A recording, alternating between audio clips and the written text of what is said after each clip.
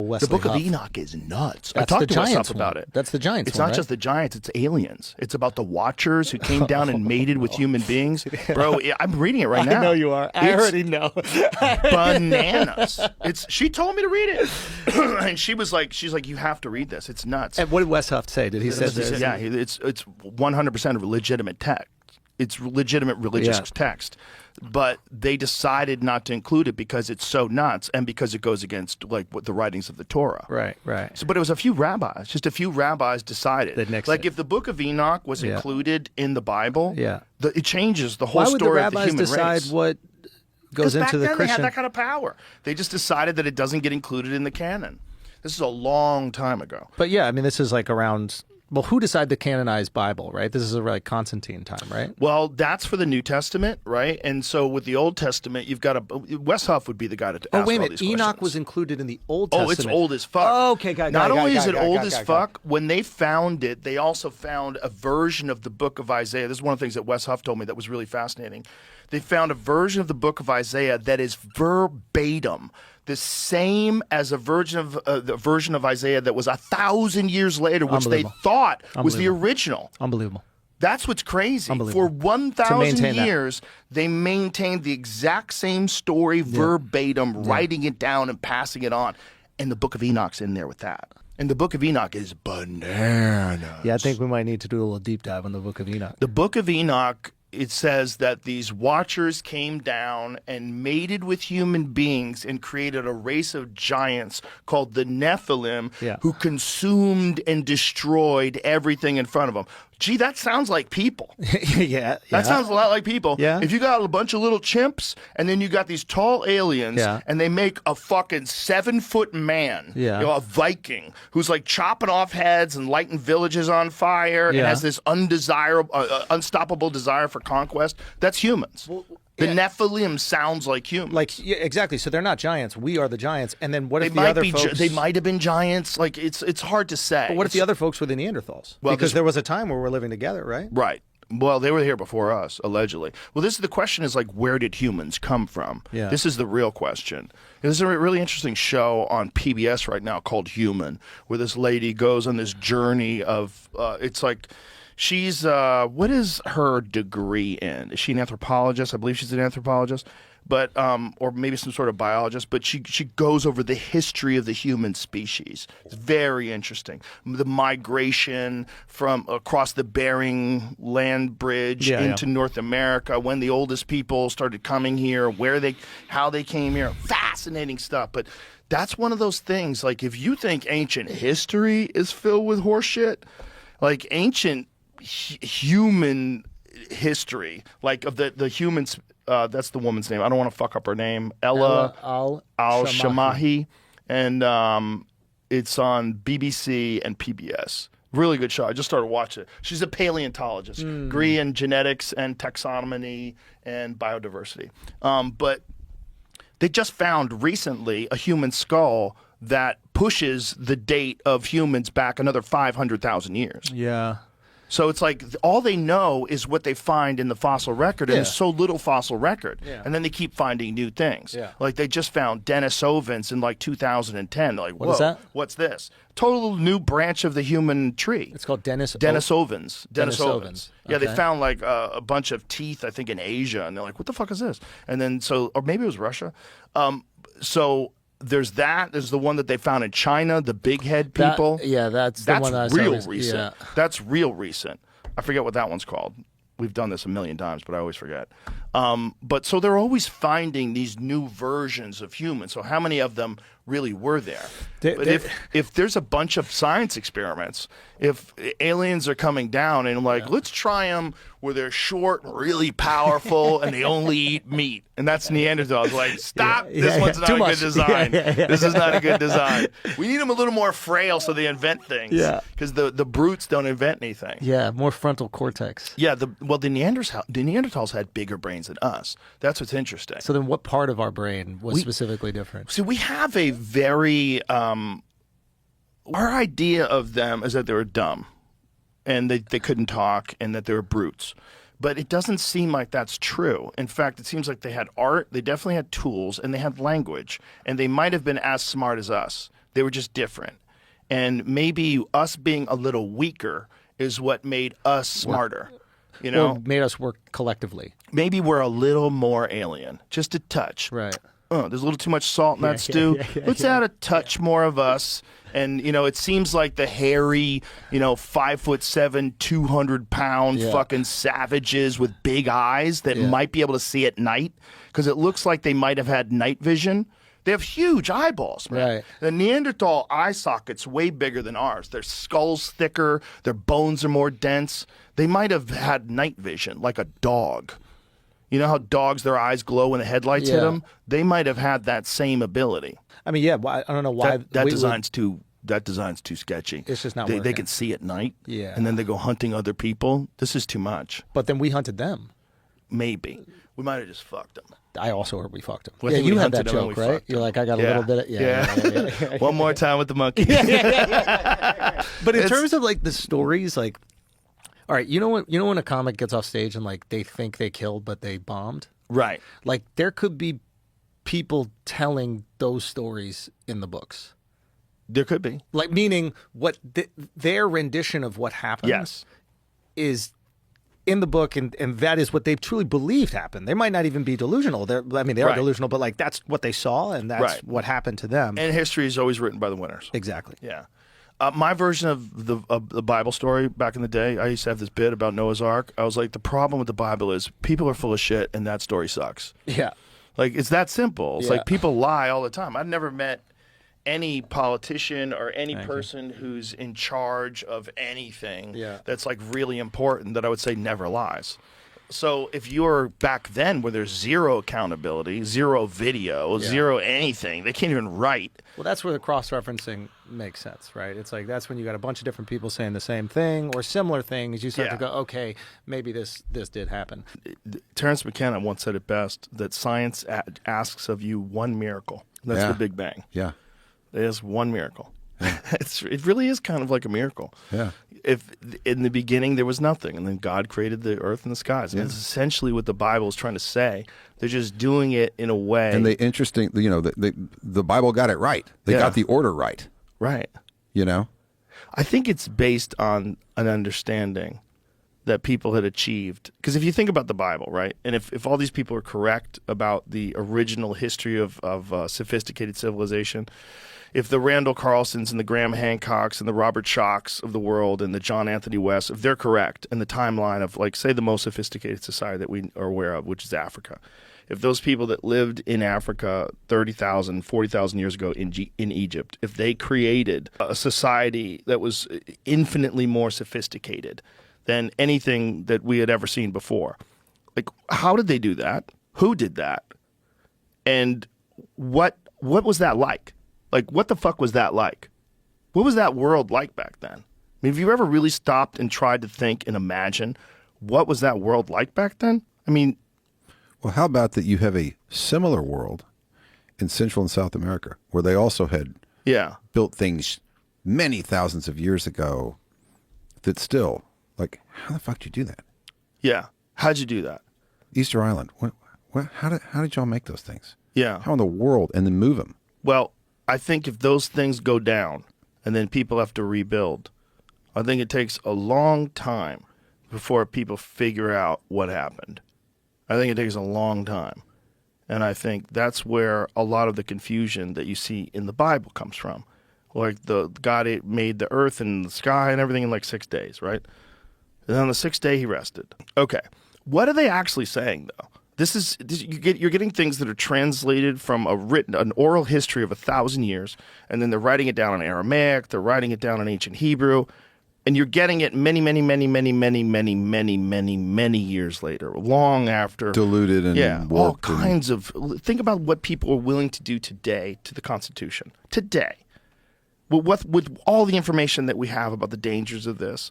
Think about what they're trying to do today. Now imagine what you would do if you had the real knowledge of the birth of the solar system, of the development of human beings, and the God energy of the universe, and you tried to translate it over an oral history because there's chaos, because there's no more cities anymore and everyone's dead, and you're just like hunting and gathering as cave people, and you're trying to relay this origin story of mankind. And then it gets written down in parables, and it gets written down in Latin, and it gets translated over the years, and then people try, okay, then they sit down and they look at it many years later and they go, what the fuck were they trying to say? Like, what were they trying to say? Because so much of what they're trying to say, if you're really paying attention, like, it seems like it's kind of laid out like the origins of the universe. If in the beginning there was nothing, like they're talking about the Big Bang. If these scientists all agree, how do they know that? Then there was light. That would be the Big Bang. Why wouldn't they assume back then that God was always around? Why would they assume that God had to make everything? Why would they assume that there was a beginning and an end just because they have a beginning and an end? Is that rational? Why would they assume that? And why did everybody assume that? Maybe because they fucking knew. Maybe because at one point in time, whether it's 10,000 years ago, 20,000 years ago, they had figured a lot of this shit out. Well, someone figured something out for everything, the pyramids and the way that they were built, to be aligned so perfectly with a true north. And just to be able to construct them. If those people were that smart, why wouldn't we imagine they had an understanding of the birth of the universe? Why wouldn't we imagine that they would have this bizarre understanding of the way morality and good and evil play out with human beings? Maybe they were right.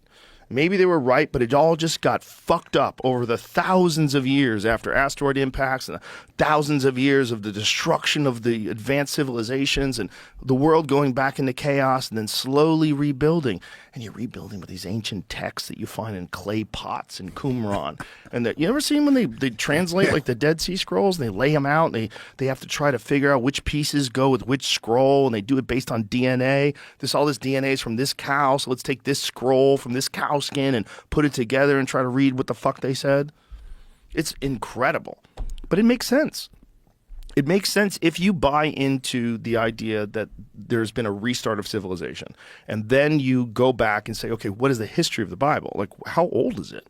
What's the oldest version? Like, what's the oldest version of the stories? Version. Like, who knows? Right, who knows? Version. Right. What was the original? Like, you're playing a game of Telegram, right, or telephone with over 1,000 years, with who knows how many people. But if we've seen what the Egyptian people were able to build, what was that like? How sophisticated were they?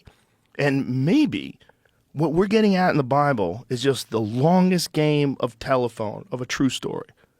It's just all kind of gumbled up in stories, and God's testing you and all this thing about, God telling this guy to kill his kid. Mate, it's just a little screwed up. But it's showing you that there are evil forces at play, and there are temptations. And you must resist lessons those. in a story that you can understand.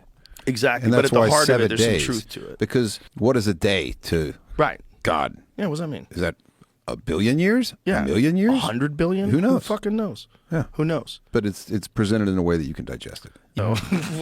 This is kind of crazy. We didn't know they could do that back then. Well, before coming out here, I asked ChatGPT, how old are some of the stories written down in the text in the Hebrew Bible? And at least according to ChatGPT, it's 10,000 years ago. So oh my God, something may have happened at that time. That makes sense. Yeah, that's a very interesting finding. Oh, Sodom and Gomorrah. That's a great story. I'm working on this translation of the Hebrew Bible. I've got a Substack now. I've been putting out things every week, a chapter a week. Yeah. On my translation of the Bible, it's like 1,000 pages right now of commentary about the language and the grammar. The meaning, what's called the plain meaning of the text. Like there was a Noah with 3 sons and went on the ark. Yeah, so that's like my big project, but I'd like to do a smaller one about Sodom and Gomorrah and the figure of Lot. I think that's a really incredible story. I've spent about maybe 2 to 3 weeks looking at that. Lot, his virgin daughters, the men circling his house. They're asking to know him. He ends up, in a cave with his 2 virgin daughters. They get him drunk, and he sleeps with them. Or, they lie with him anyway. Yeah, and out come 2 kids at a certain point, and they become very important. Later on, they're the beginning of the Messianic line. So it's a very intricate, tale with very. I think you can make some cool conversations between some of the main personages in the narrative.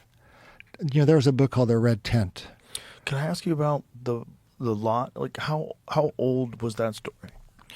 Wow, that must be. Well, it's an explanation of Sodom and Gomorrah, which is around the Dead Sea. There was a conflagration of some sort there. Have any of your guests spoken about Sodom? What actually happened around the Dead Sea? It was quite catastrophic. Well, tell us. Well, the story of Lot. Yeah, I mean there was fire and sulfur pouring down on Sodom and Gomorrah.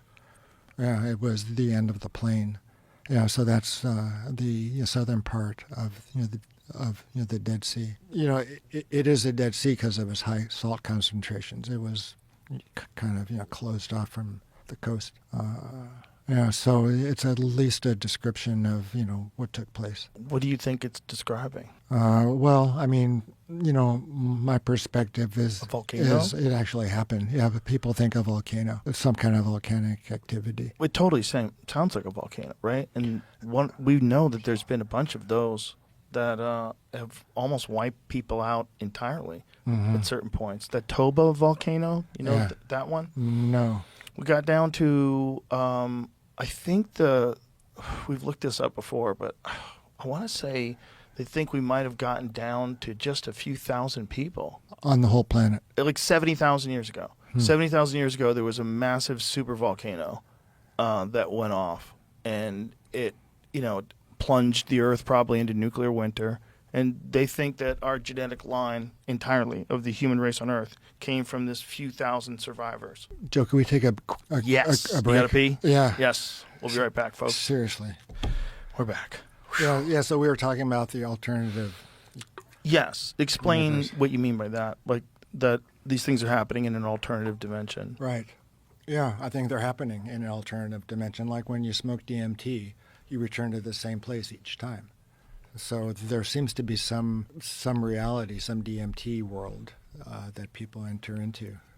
And it's one of my volunteers, one of the subjects in the DMT research. He got a big dose one day, and then a few months later, he got another big dose.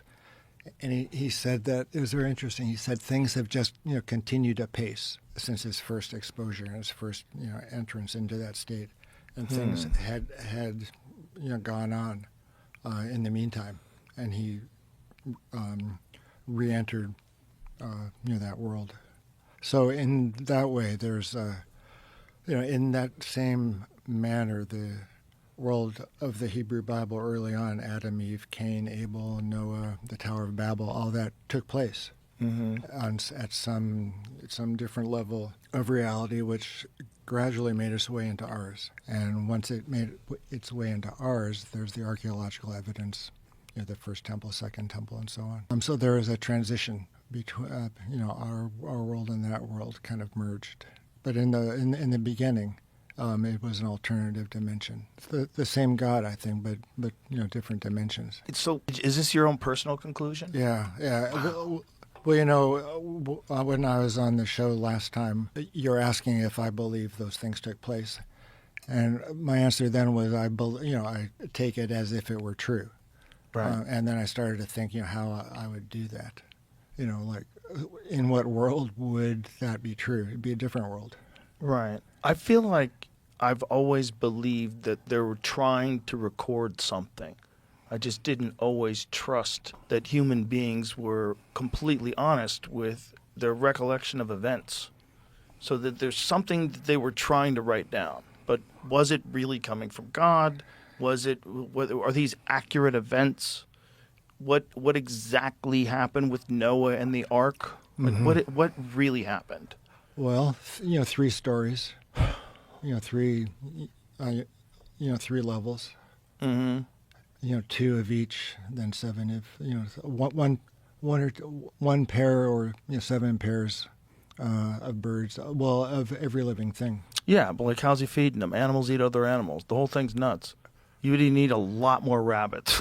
You need so many animals to keep just the lions alive. Right. It doesn't make any sense. How's he getting them all from all over the world into his stupid boat? Yeah. There's so many things that are wrong. Yeah. But the story of him being told that some shit is about to go down, and you probably should, find some way to restart your version of civilization somewhere. There's probably multiple like the flood myth that we, whatever you want to call it, the stories of the flood that you get from Epic of Gilgamesh, that you get from Noah. It's not just those. There's many different cultures all throughout history have a flood story, right? So it's probably likely that some crazy shit went down. There may have been, there most likely was a flood. So what do you learn from it? Like how do you do better, or on what basis do you rebuild? So I think there's different models. The biblical one is interesting because it's lineage, from Adam to Noah, right, to Abraham, Isaac, and Jacob and the tribes, and now. So when you talk about things happening in an alternative dimension, like, is that what you think, like, the birth of mankind is as well, like Adam and Eve? Well, I mean, pull this microphone up. Okay, I'm sorry. No, it's okay. It just has an impact. Yeah. The creation story. Man was created on the sixth day. Right. Along with mammals. Yeah, it's a cool story. It's stages. People say, well, 7 days, that's unlikely. Like that creation took place 7 times 24. I don't know, 148. Something like that. 148 hours, 168 hours. The whole world was created. But it's broken into stages. 7 stages. Which is one of the translations of the word that is usually translated day. It could also mean stage. It's the word yom.